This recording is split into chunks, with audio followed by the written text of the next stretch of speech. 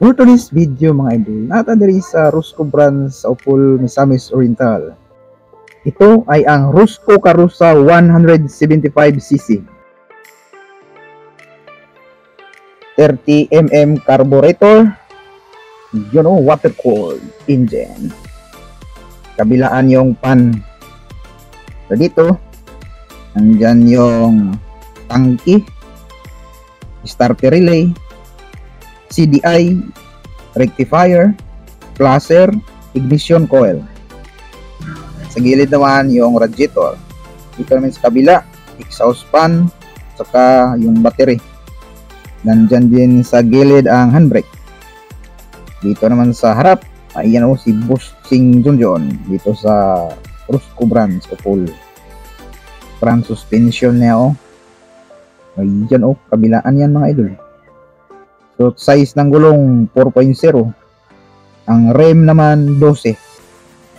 Sa kaniyang brake panel, kasyang Rossi Chariot dito mga idol. Yung chassis niya naka-rectangular tubular steel. Parang coat siyang headlight at saka signal light. Ayan Same lang dun sa Rusco 200 mga idol. At saka yung side mirror. Same lang sila. Sa passenger seat naman, kasya ang 8. Sa ilalim ng upuan, andyan yung spare tire. So dito naman tayo sa ilalim, naka-differential. Meron to siyang stabilizer mga idol. Naka-mulye, naka-shock absorber, nakatayo na to.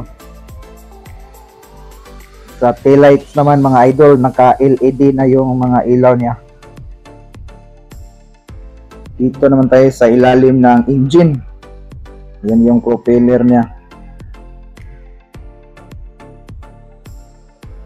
Water cooled 175cc.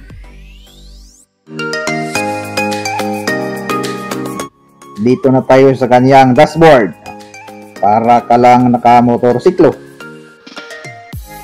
Apak ka ng gear, nasa paa. Brake pedal. RPM. Yan shifting gear.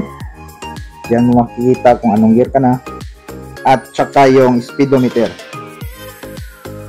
Para sa karagdagang impormasyon, punta na sa nearest Rusco dealer sa inyong lugar mga idol.